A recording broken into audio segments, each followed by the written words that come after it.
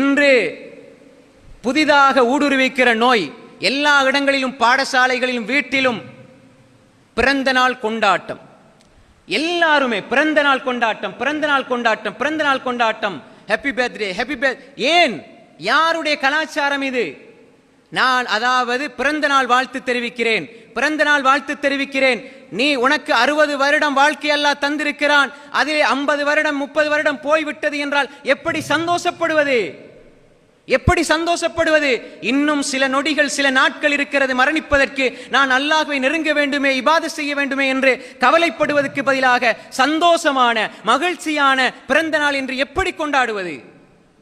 அன்புக்குரிய சகோதரிகளே, 12 மணி வரை முழித்துக் கொண்டு இருந்து நான் தான் முதலாவது வாழ்த்து சொல்ல வேண்டும் என்ற ஒரு நோய். கணவனுக்கு மனைவி, மனைவிக்கு கணவன், அதற்குள்ள ஒரு சினிமா, ஒரு இசை ஹராம்.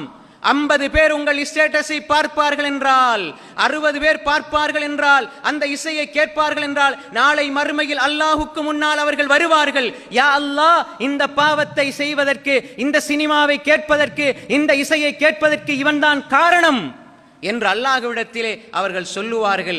அவர்கள் கேட்டதற்கும் பாவம் உண்டு, கேட்க வைத்தவர்களுக்கும் பாவம் உண்டு. இசையை ஹலாலாக்கியது யார்?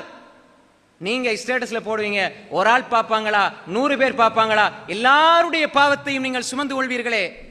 சினிமாவை ஷேர் பண்ணுகிறீர்கள், ஒரு நல்ல கருத்து என்று சொல்லி இசையை கொண்டு போட்டீர்கள் என்றால் நல்ல கருத்துக்கு நன்மை கிடைக்கும் என்று நினைத்து விடாதீர்கள். பாலுக்குள்ள ஒரு கிளாஸ் பாலுக்குள்ள ஒரு சொட்டு நஞ்சை போட்டால் குடிப்பீர்களா? மரணித்து விடுவோம் என்ற பயம். ஆனால் ஒரு நல்ல கருத்துக்குள்ள இசை, அது ஆங்கிலத்தில் இருந்தாலும் சரி, அரபில இருந்தாலும் சரி, அரபியில் இருக்கிறது இசை ஹலாலாகி விடுமா? இல்லை. அன்புக்குரிய சகோதரிகளே, அதை ஷேர் பண்ணுகிறோம். அன்புக்குரிய சகோதரிகளே, பிறந்த நாள் கேக் என்று, பிறந்த நாளுக்கென்று தீன்பண்டங்களை கொடுத்து அனுப்புகிறோம், அதை சாப்பிடுகிறோம். இது ரசூலுல்லாவை இழிவுபடுத்துவதற்கு சமம். சில முட்டாள்தனமான மார்க்க அறிவிலிகள் தான் இதை கொண்டாடலாம் என்று அனுமதிக்கலாமே தவிர, ரசூல் ஸல்லல்லாஹு அலைஹி வஸல்லம் நான் பிறந்த திங்கட்கிழமையிலே நான் நோன்பு வைக்கிறேன் என்று சொன்னார்கள். முஸ்லிமில் வர ஹதீஸ். அதனால நீங்க பிறந்த நாள்ல நோன்பு பிடிக்கணும்னு நீங்க நினைச்சிராதீங்க, அப்படி ஒரு இபாதத் இருக்குது நினைச்சிராதீங்க. ரசூலுல்லாஹ் தான் பிறந்த தினத்தில் நோன்பு வைத்தனால தான் திங்கட்கிழமை நோன்பு பிடிச்சாங்க. அதனால தான் நாங்க திங்கள் வியாழன் நோன்பு பிடிக்கிறோம். திங்கள் வியாழன் சுன்னத்து நோன்பு பிடிக்கிறது.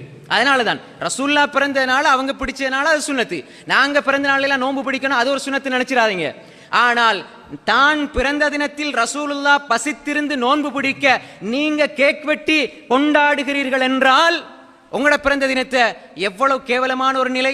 ரசூலுல்லாஹ் பசித்திருக்கிறார்கள், ஆனால் நீங்கள் வயிறு நிறைய சாப்பிடுகிறீர்கள் உங்கள் பிறந்த நாளில் என்றால் இதைவிட ரசூலுல்லாஹ்வை இழிவுபடுத்த எப்படி மனசு வருகிறது அவர்களே? ஒரு முஸ்லிமாக இருந்து கொண்டு ரசூலுல்லாஹ் அவர்கள் பிறந்த நாளிலே நோன்பு பிடித்தார்கள், அவர்கள் பசித்திருந்தால் என்ன, ரசூலுல்லாஹ் உயிருக்குயிர் நேசிக்கிறோம், ஆனால் நான் பிறந்த நாளில் கேக் வெட்டி பிரியாணி தின்று கொண்டாடுகிறேன் என்றால் என்னுடைய உள்ளத்தில் எவ்வளவு ரசூலோட முஹப்பத் இருக்குது. ஒன்று, யூதனசாராக்களை பின்பற்றீங்க, பாவம். இரண்டாவது, அதை பகிரங்கப்படுத்துறீங்க, பாவம். மூன்றாவது, மக்களை தூண்டுறீங்க, பாவம். நான்காவது, ரசூலுல்லாஹி ஸல்லல்லாஹு அலைஹி வஸல்லம் அவருடைய வழிகாட்டலை விட்டுட்டு அவர்களுக்கு மாறு செய்றீங்க, பாவம்.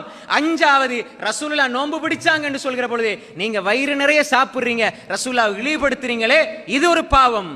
இத்தனை 5-6 பாவங்களை செய்து கொண்டு பேத்ரே உண்டு.